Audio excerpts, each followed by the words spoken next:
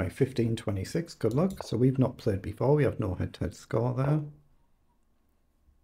Opponent 200 games, that's enough to establish a rating, but still in the process of doing so. Okay, against c6 you generally go b3 and then g3, and against e6 you generally just go g3, just as a general broad principle. Okay, launches the bishop straight away, so I'm just going to develop here, see if you take. Oh, he does. I'll take back with the e-pawn, so my bishop's likely to come out this way this time then, but we could still do g3, stick to principles. We've got a choice here. This is where I need to make the decision though. Bishop goes here or pawn goes here. That's kind of got to be made now, doesn't it? Or I'm not going to get another choice. So which do I want to do? Bishop up just feels a little bit more counterintuitive. I'm going to go with the pawn. I'm going to bring the bishop this way, I think, like I normally would. Bring the knight up just to challenge this while we seek to develop. Oh, so the opponent could fly everything down the board. We'll just see how it pans out. Do we want to force the issue? Let's spend a move and just see what you're going to do with that bishop there. We can always play the queen across. Oh, f6. That's a slightly odd move. No, I'm still going to go g3 and develop the bishop like I normally would and just get castled.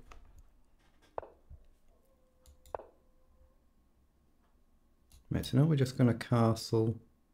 Again, we might see all the pawns fly down the board. That could happen, doesn't there? Yeah, I'm just going to castle then. Potentially strike out or break forward this way. The knight comes forward. So I'm going to edge this pawn forward and try and maybe go here as well. Yeah, he has launched one. Okay, I wondered if he might do that. So here, maybe I can just ignore it and go here. Here, down, here, down. It's a little bit uncomfortable, a little bit. I'm going to play h4. It's a slightly odd way he's played this game, and it's slightly odd. I'll review it like I do all my games in more detail after the event. Now the knight's jumped across, so you might want to do this. How do I break through? I'm going to play rook over, threatening f4 immediately. Because you can see what's coming here. We can kind of see the concept. But he's got to think about his own king's safety as well, which he's not really done so far.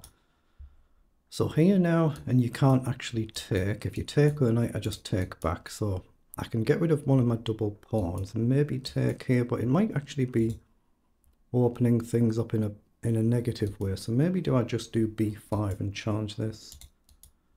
Or c5, castle, then b5. I've got one chance to do this, but I'm not sure if I want to actually just leave the pawn there. You can't take right now, but if I ever take here and you take, it just opens the f-file up, doesn't it? I don't really want to do that. So I'm just looking at this, but here, I don't want to completely clog it either. So yeah, I'm going to just play c5. I'm going to try and push these pawns and say, where's that king going to go? I mean, I could have maybe played a move like bishop up, I suppose, but let's just see where the king goes.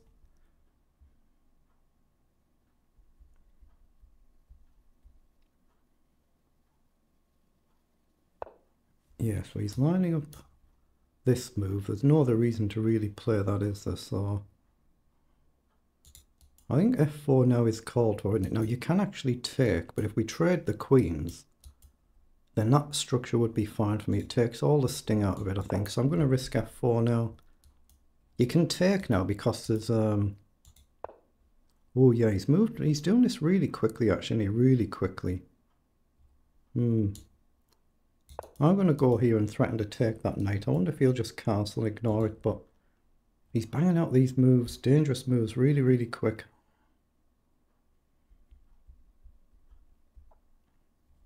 Again, if takes now, I'm just going to take with a queen. I'd be very happy to trade the queens even if my structure gets messed up. Now he's launched that forward. Wow. Is that really a move? Well, he's done it. Take. If knight takes, you've got a check threat. queen up.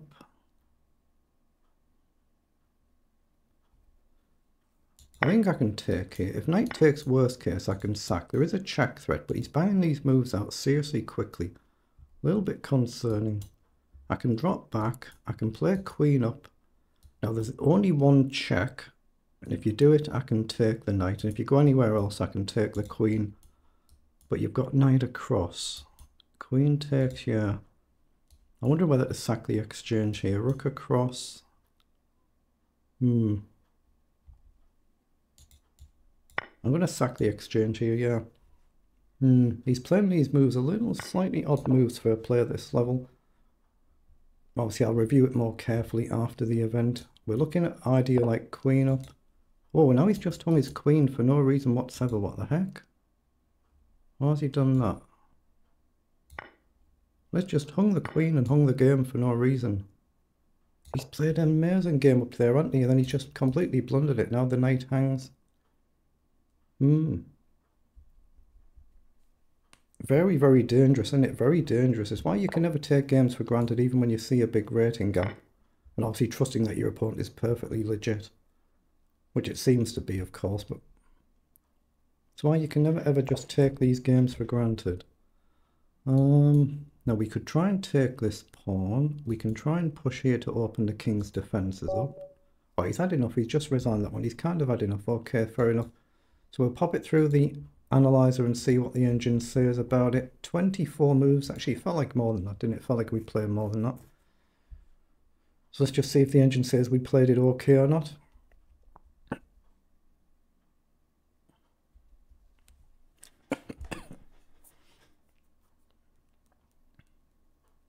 So we have blundered here. What did we blunder? Rook takes e5. So the rook sack was not necessary, the engine is saying. So that was actually a blunder.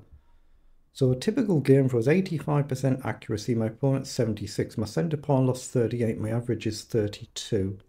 Opponent's 63. But you can see it's a dangerous game. So we've been better in a few spells and we've made some mistakes. Now, we shouldn't have played h4. We should have played immediate f4 instead. And then here we've been better. We shouldn't have played c5. We should have just taken a free pawn there because of the pin. Okay, you can castle. It's a bit dangerous, but we should have just taken the pawn. Then again, f4 is a mistake. We should have played the queen across to e2. So a lot of technical moves here. And then sacking the exchange we shouldn't have done. We should have played the queen up immediately there. Obviously, I was looking at a move like knight across. Maybe you just simply take and you're perfectly fine. So yeah, a little bit unnecessary there. So we're +5 better. We've sacked the exchange, but we're still +2 better. And then opponent just makes a blunder and just completely hangs the queen. So we're a bit fortunate with that one there.